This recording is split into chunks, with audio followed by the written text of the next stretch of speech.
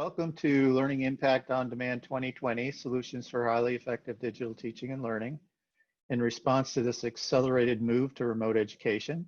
At IMS, we believe in the power of dynamic collaboration as a catalyst for digital innovation and transformation in education. And in this spirit, we're bringing together leaders in our community representing top learning institutions and edtech suppliers to share knowledge and ideas for reimagining the educational experience and explore new opportunities for shaping the future of teaching and learning. Today we have a topic that is top of mind for most school districts who are in the midst of a very unprecedented back to school period right now, and that is how to ensure that all those digital curriculum, apps, tools, and so forth can be easily rostered and otherwise integrated into your district software platforms. Today's panelists are Robert Iskander, who's the CEO for GG4L, Joe Fives, who's the Director of Technology at Kansas City Public Schools, who recently retired, Mike Cavalieri, who's the CTO at Lumen, and Gauthier Philippart, who's the CEO of Actionaly. I'm your moderator. I'm Rob Abel, the CEO of IMS Global Learning Consortium. So the timing for this webinar is also great because IMS has recently announced GG4L as a preferred partner on something we call compatibility check, which is focused on verifying rostering, namely the one roster specification from IMS, and we'll cover other interoperability standards in the future. The webinar group wanted to wanted me to provide a little bit of context to start off this webinar on this overall topic, and so I have a few charts that I'm moving to share right now just to give a very, very brief intro. As I mentioned, the new capability that IMS is providing is a software application we call compatibility check, and it's all about verifying that your integrations are in fact one roster compatible. It's software that districts or suppliers can use, and we're gradually rolling it out with GG4L among the first to provide it to their customers. The very brief overview of one roster here, it's by far the most popular standard ever used in the K-12 sector. In essence, it automates the interactions between the myriad digital software applications with your SIS by forcing all the parties involved in the district ecosystem to speak the same language. And we'll talk a lot about the benefits of this, but the three shown here at the top of the list, I think. It enables digital on day one for all the students and teachers and so forth, cost savings on integrations, and product choice from the use of an open ecosystem. So that's really awesome. But anyone who tells you that interoperability just happens automatically, which is a word that I have heard actually used in this context, is underplaying what must occur. In essence, we're attempting here to synchronize the entire edtech sector, and that's hard work. The good news is most suppliers are claiming they're doing one roster because customers are demanding it. The bad news is that many suppliers have not actually gone through the processes that we've set up to get synced up. And even if they have, there are variabilities in the spec to handle variations that occur in the market. So it is not yet to the level of plug and play that we want and need. And so the question arises, how can we all work together to ensure that we can continue to converge on the benefits, the full benefits of something like one roster? Now, it's also important, just as background, to understand, if you don't already, that many times there are intermediaries in the data flow in a district. So an integration platform, for instance, like GG4L. There are other popular integration platforms out there: Clever, ClassLink, Identity Automation, Tools Forever, Kimono, among others. But integrators are a really crucially important product category, but they make the understanding of whether or not products are implementing one roster correctly even more complicated because they're typically transforming the district data in some way. So enter compatibility check. Prior to compatibility check, the gold standard for determining plug and play has been IMS certification to the one roster standard, info of which is available in the IMS product directory on the IMS website, imscert.org. But to help the ecosystem converge completely and give districts the unparalleled visibility and transparency they need into what's happening with data, IMS created the compatibility check. Compatibility check provides an easy to use view into the actual data that's being produced by the SIS and whether or not it is valid one roster data. And it also then has the ability to compare that data to the rostering requirements of roster consumers, such as publisher applications and so forth. And the big breakthrough is that since compatibility check is working against actual data and product endpoints, it brings a whole new level of guarantee beyond conformance certification that integrations can actually work. So right now we're in early stages. We're beginning to use compatibility check to help school districts and suppliers dig into problems that they're experiencing in their one roster integrations, and IMS has a team supporting that. And we're also making it available to close partners such as GG4L to enable their customers and partners to take advantage of the compatibility check. So now with that little intro, we're going to turn it over to our panel. And we'd like to first focus in on the benefits to school districts of achieving plug and play integration. And I'd like to start with Robert for GG4L. Robert, welcome. Thank you very much, Rob, and good afternoon, everyone. It's a pleasure to be here, and thank you very much for this introduction, Rob. So just a bit about GG4L. We're a public benefit corporation, which means we're basically a B Corp that is mission driven. And our mission is to catalyze the digital transformation in schools by enabling integration, validation, and also subsidization of EdTech solutions. So our goal is to save money for school districts when they procure EdTech solutions, and hence why we're here today to talk about open standards. So we are a membership-based collaborative, and school districts join for free. And so as you can see, we have had an amazing success journey over the past 2 years since we've launched this service.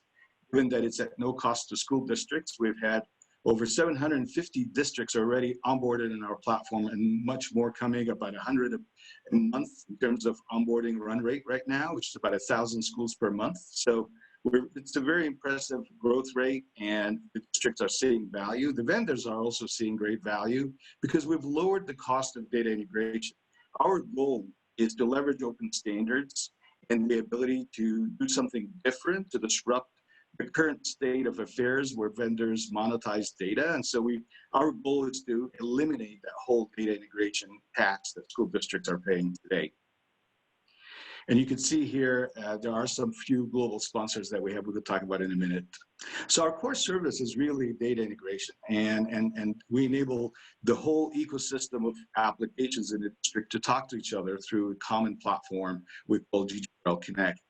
So part of that is really enabling data exchange governance, we call it. And this is really a critical point. Like, do you know as a district today how much data you're sending to which vendor at any one time? So if you were to get audited, God forbid, or there's any type of an attack, would you know how vulnerable are you? So that's the big question. Most districts don't. And so we provide you that infrastructure for governing your data interoperability with all of your vendors from a single console. We also help validate sustainability of the application. So if the application is being used, we generate data analytics that help you continue sustaining it financially or bring in some third-party vendors to help cost of these applications. And so, you know, as a company, we're a little different than others in the market. Since we're B Corp, we're also supported financially by corporate sponsors. And we have some logos here you could see where these companies all do care about education, and we do care about eliminating that data interoperability tax. And so they also come along with some of the initiatives we're running for digital transformation and school safety, and also another one for future-proofing skills, which we could talk about in another webinar. So as you can see, our platform is really a many-to-many platform hosted in the cloud. It's a multi-tenant solution, so many districts come on board into that single instance in the cloud, and all of the vendors come and consume the data from that same single instance in the cloud. Beyond the roster data, which is the core offering that we have, and the Guardian data, which most vendors do need to be able to function. We have today Actionaly, for example, does need the Guardian data as well to be able to enable communication with the classroom and home. There are some other data elements that most other competitors in the market really have not really explored so far for data integration. things like IEP data, attendance, grades, and being able to do two-way data sync back and forth between the vendor and the school system and the data sources like SIS. This is an area we specialize in at GG4L and kind of differentiates us from the pack. And so as you can tell here in this chart, it's a little crowded and I apologize, but you could see here this edge, we call it district data edge in orange right there. We create this kind of logical area for you where you control all your data from multiple sources. So you can see the SIS as a source, the LMS, even the LDAP like Active Directory and G Suite. These are all data sources that we could combine together into a single data store for each district, and then send the data through a single API or CSV file transfer to a third-party vendor that needs that data with your permission as a district. And so this whole infrastructure is very complicated. There's a lot of different data sources that have to be combined together. There's issues with making sure data privacy agreements are in place, making sure that you as a district have consent for every single transaction, called governance, and of course quality of the data and making sure we are tracking any errors in the data and making, giving you a heads up on that to be able to fix the data sources. So all of this is a function of the platform. It's not just a one-to-one data integration as usually is the case. What differentiates us is that we are really promoting one roster for all of our vendors and all of our districts to make sure we align the whole industry to standardize on the one roster API with all of our vendors. So this will allow us all together to create this vision of a plug and play market and lower the cost of data interoperability for the whole industry. So as you see here, when we look at SISs, LMSs, and LDAPs, there's so many different brands out there, 30, 40 different SIS systems and a similar number of LMSs and a few LDAPs. It's very complicated integration work. Every single integration project is a little different than the other. There's no cookie cutter here. So the value we bring in as an integration platform is to be able to allow you to integrate multiple sources of data, no matter where they're coming from, and enable your vendor to be getting the whole integration from a single source that you could track through a single admin console. That is really the true value of integration platform. And I think this is sort of the last slide here, is that our goal is to create this beautifully integrated EdTech ecosystem where everything is available from one place for all your students, your teachers, your parents, with clear single sign-on access and data flowing across application directionally as needed. That's the goal, and we're here to help you get there. Thank you so much, Robert, and thank you and GG4L for your close collaboration on the compatibility check work. We really appreciate that. Now we want to hear the all-important perspective, probably the most important perspective from the school district perspective on the, really the benefits and value of achieving plug-and-play integration. And for that, we are very, very fortunate to have with us Joe Fives, who's recently retired from Kansas City Public School District. And we would, Joe, we'd really just like to hear from you, what your thoughts are regarding the benefits of the plug and play integration from the district perspective as a very, very experienced participant. Sure. Thank you for that welcome. Yes, absolutely. If anything, with the COVID-19 pandemic, it really exposed how flexible or inflexible an IT department is in a school district, because basically curriculum instruction, I've always let curriculum instruction drive the technology. The mission is education, it's not technology. So I've always felt that we needed to respond to them, to their needs, to support their needs. Now, with the pandemic, things sped up so fast in terms of trying to get online immediately. We weren't doing online learning before, or very little of it really.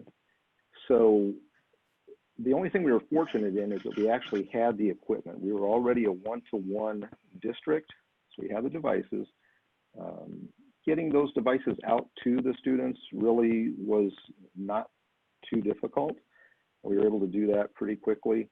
But where we had the problem was with the software, because we weren't really using much of the software. The students weren't familiar with logging into any of that software, for example. That's because it was all new to them. They'd never used it before. Same with teachers. They were having a problem. They were having problems even with students because they couldn't really connect at that point. If the students weren't able to log in and the teachers weren't able to log in, that connection just wasn't happening. They weren't in the classroom. The support from us wasn't there in person like it normally would have been. So again, I think if nothing else, the pandemic has exposed just how agile and flexible IT departments are or have become. And for us, we were pretty fortunate to have already started down the path of one roster and with GG4L, Passport, and we saw how quickly we were able to integrate with one roster, the student information system that we're using, and Passport. It was something that happened in a matter of, a couple of hours. I mean, certainly one day we were done. No problems at all with that. So I think that more than anything else, again, just emphasizes how important that type of plug and play. We never really thought of it as plug and play, but I like that because that's what you're really striving for. You've got to be able to plug in whatever it is curriculum and instruction is wanting so that they can deliver instruction to the students. The experience from the teacher's perspective is a good one. And really from the parents as well, because the parents are taking on a role that if nothing else, they've almost had to become a teacher themselves, and that's been difficult for some. I've just been watching the local news, and of course they're focused on school districts, and of course they're focused on problems that they're having, and generally those problems revolve around software just not working. It could be something as simple as they can't log in, they can't connect, things like that. So again, I think if nothing else, the pandemic has just highlighted the need for plug and play for the applications and the devices to really just plug and play so they can get right down to the business of teaching and learning. Well, thanks, Joe. That's very, very helpful. And yeah, it really has accelerated the need for the plug and play in terms of the pandemic, that's for sure, and taking the complexity out of using new technologies. We're very, very fortunate to have two supplier representatives on the webinar today, kind of on each side of the rostering process, you could say. We've got an SIS that provides roster data, that's Lumen Touch, and an application that accepts roster data, Actionaly.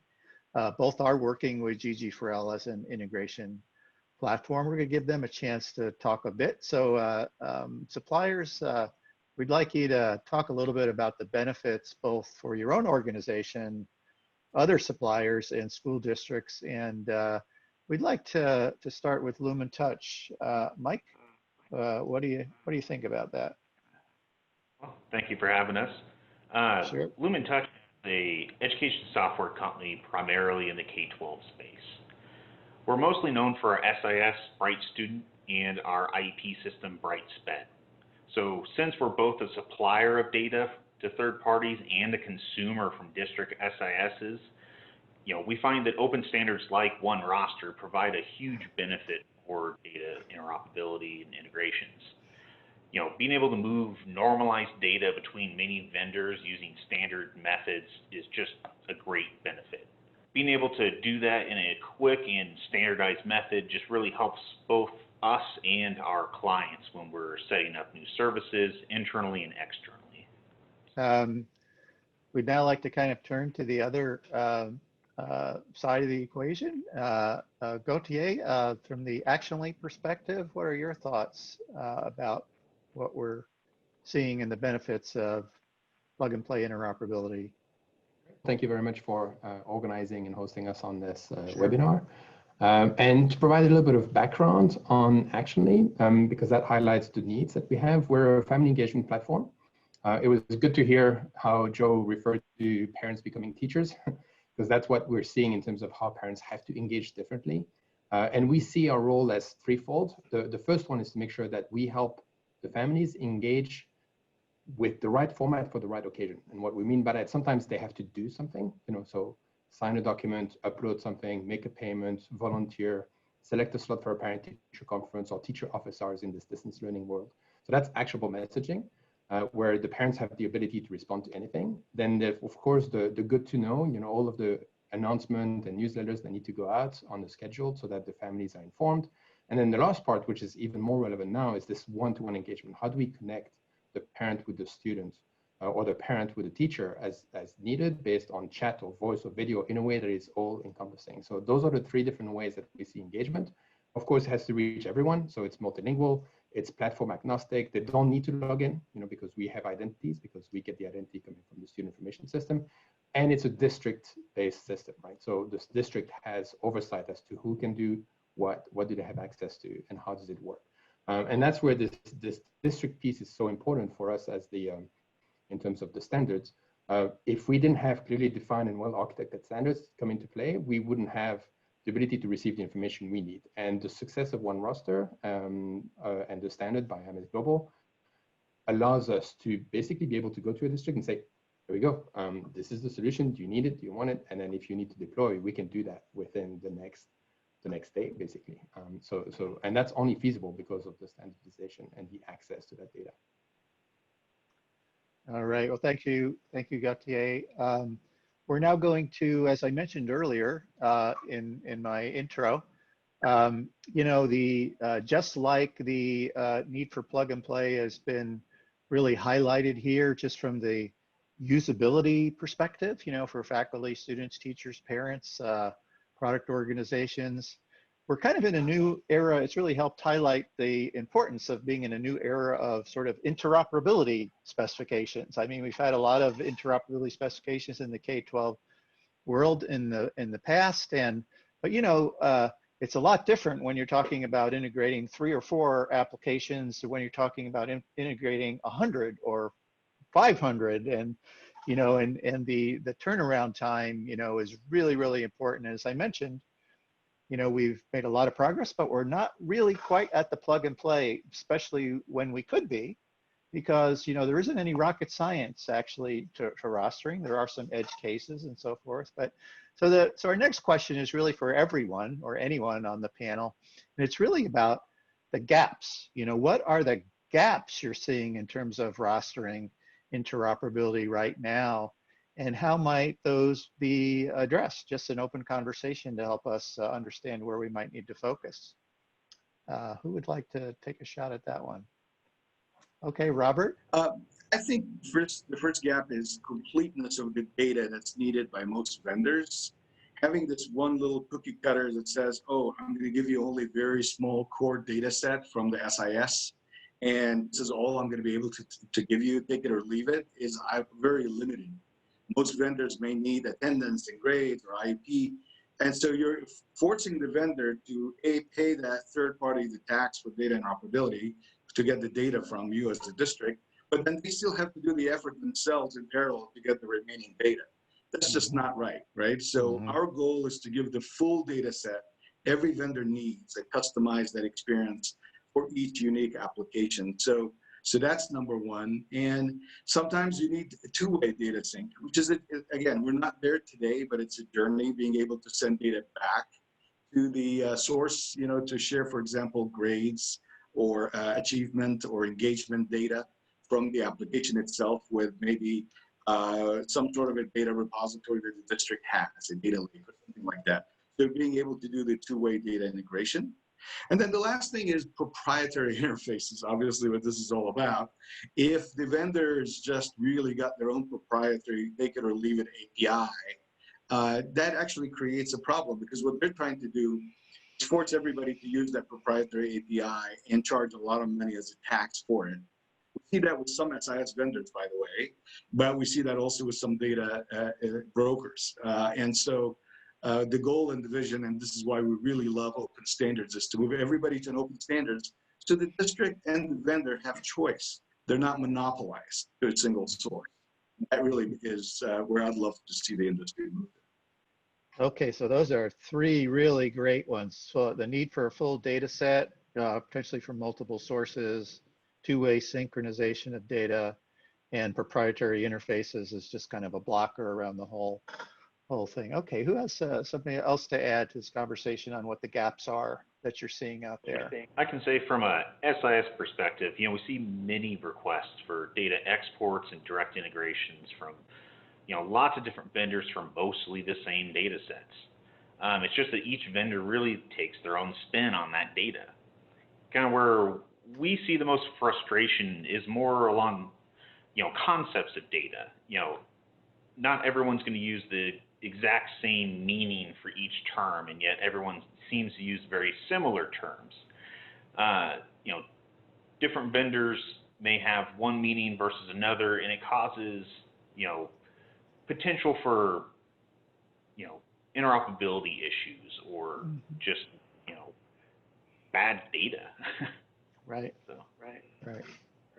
and I really think that's where using the open standards like what IMS Global is providing with one roster and so on really gives us a common lexicon to talk between each other. So I think that everything Robert said in terms of the completeness of the data, which is we receive guardian data, so family data, that's not necessarily the most complete in the student information system. And then bringing the data back up, that's also something that I think would be really meaningful because we can complete that data set because we're really good about capturing information as needed through this concept of actionable messaging, so pushing it up. But to the one point I kind of wanted to make is really about understanding that it's one thing to say you're compliant, it's another to be compliant. And we've had, and just two quick examples. We've had an example where we have an SIS that says, yeah, sure, we'll send you our one roster standard. And you don't need to send us. I mean, we know what the standard is. Are you on 1.0? Are you on 1.1? We can go to the IMS Global site and have all the specifications we need. I don't need your version or your interpretation of it. That's one aspect where this should be standardized. And then the second part of it is we have, like as we mentioned, a few interoperability partners that say they are compliant, and they are downstream integration from the student information system. But then they expect the vendor to use a different standard for their own integrations. Like, well, no, I mean, why don't we receive it the same way you receive it? It's the standard, and we can load that data exactly as meaningful, as opposed to have to sometimes even pay to get certified on a different standard. That is not a standard, it's just a proprietary language that some actors have. So I think that this ability to really truly mean what compliance is and certification is on this one roster standard is really meaningful, which is why the latest initiative from GGFL and one roster or IMS Global is really meaningful. Thank you, Gauthier. That was some great insights there. And yes, I think it is true. We are definitely seeing, and that's why we created the compatibility check, is to have the ability to check on the data on both sides of an integration platform, so that we can make sure that consistency is achieved there. Because as you said, we have basically some implementation issues and some that are purposely sort of changing to a proprietary API, and we'd like to be able to catch that. Joe, did you have any comments on the topic of gaps that you were seeing? Yeah, it's hard to follow all of the speakers because they really, each of them hit the nail on the head, I think, certainly, and we've experienced all of it. But what really brought us initially to GG4L was the SIF standards. To me, the GG4L full data set is more like SIF on steroids. It's kind of how I like to refer to it as, because it really does provide what is needed. There's so much data that's being collected today, so much more than ever. When I started in this business 24 years ago, I started out as a database administrator for student information systems, and it was nowhere near where we're at right now. So absolutely, you've got to have that full data set.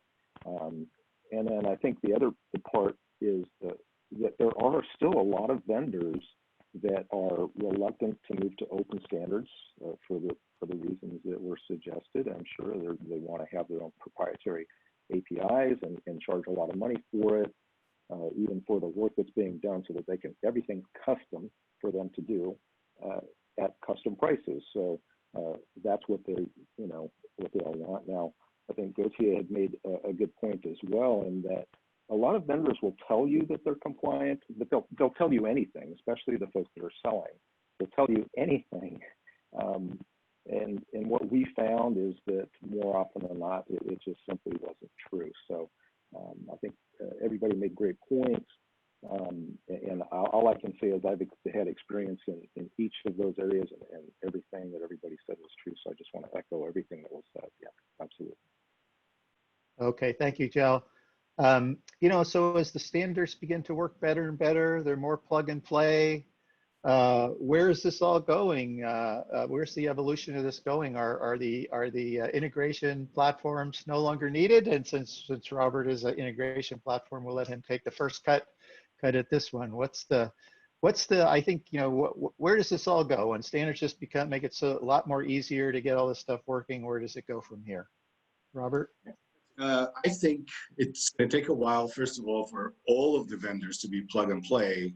So just as an insurance policy, the districts are always going to need something like our platform in the middle to be able to collect the outliers that are not compliant yet. But as more and more people migrate to open standards, the cost of data integration will start going down almost to zero. And the way we see that done is that the districts will start taking control of their own integration platform versus we send the data to the vendor. They're just going to license that platform in-house and keep it under their control in their own cloud, and get the vendors to come and get it for free and be able to have that data governance, data quality control platform internally. It doesn't have to be on-prem. It'll be still on their own private cloud, but it will be their own single tenant instance where they get to control and they get to manage, and without having to let go of their own data to a third party. That, I think, is the future, and that's where we're heading as well.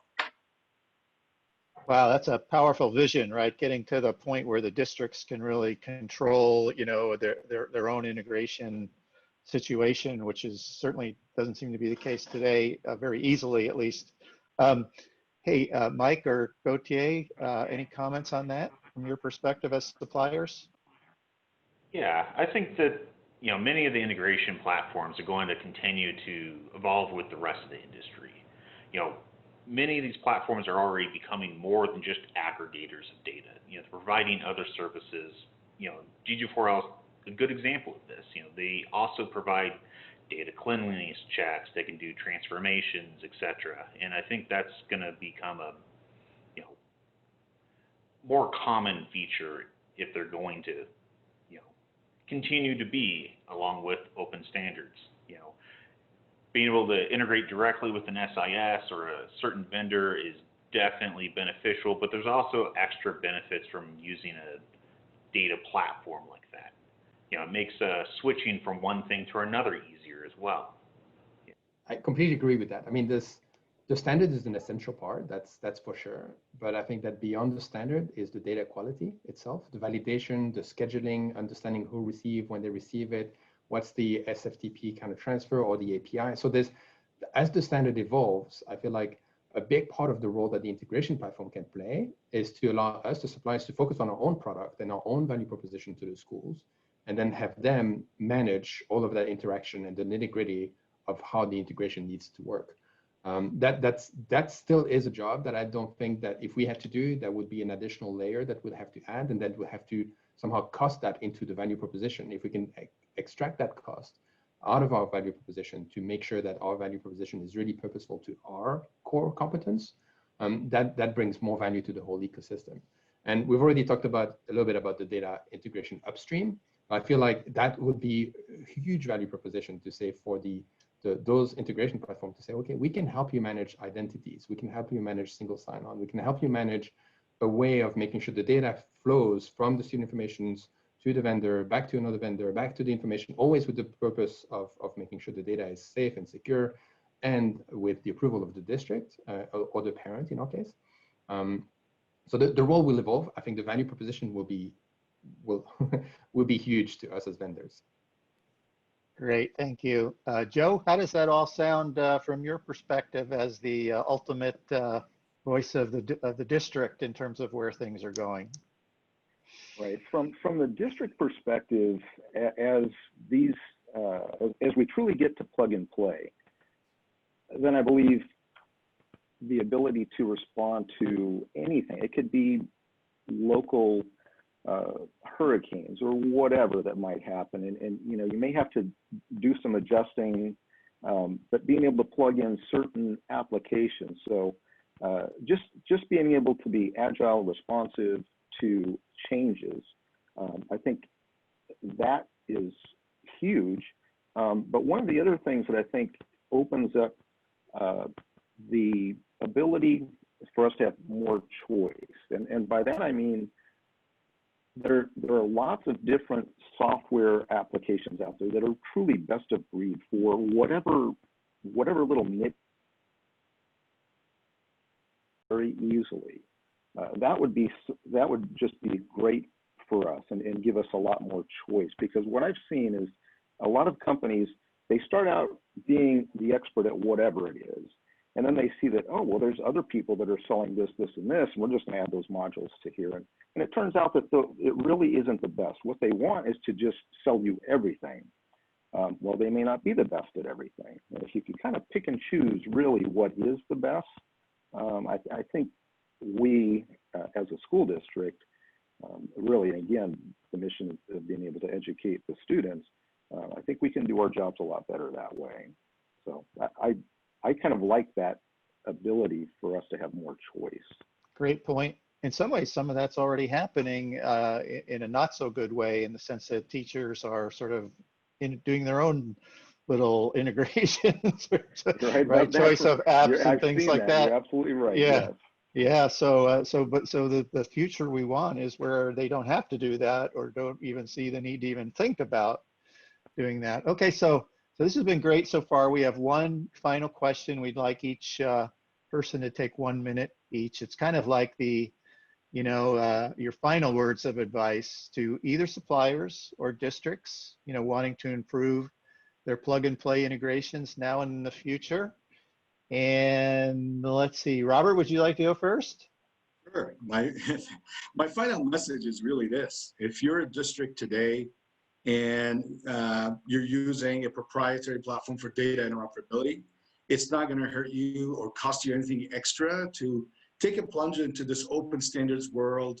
Come to us, we'll connect you with IMS Global. It's not going to cost you anything. You get a free complimentary 6 months membership in IMS, and you get your data tested through a compatibility test, and start future-proofing your IT infrastructure from a data interoperability perspective. So go for it, take that first step, and there's nothing to lose. It's not going to cost you anything. I'd say embrace the standard.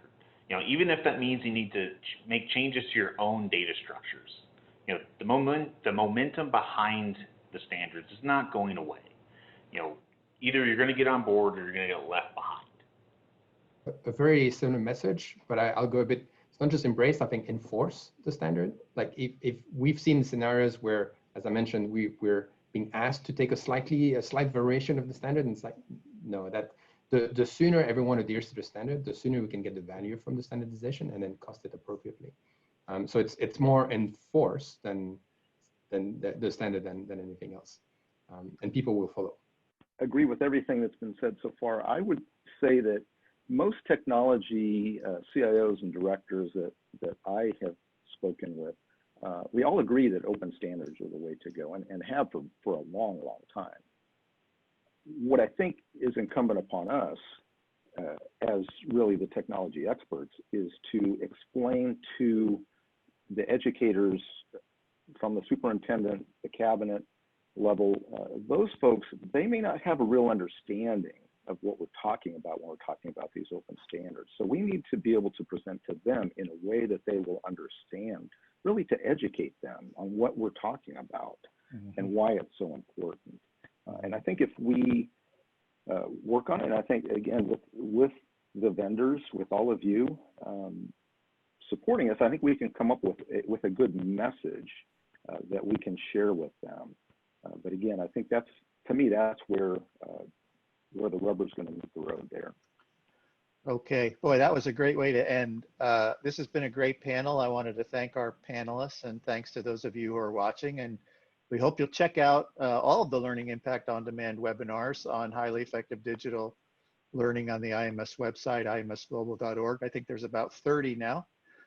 This is Rob Abel saying bye for now, and let's keep the learning going.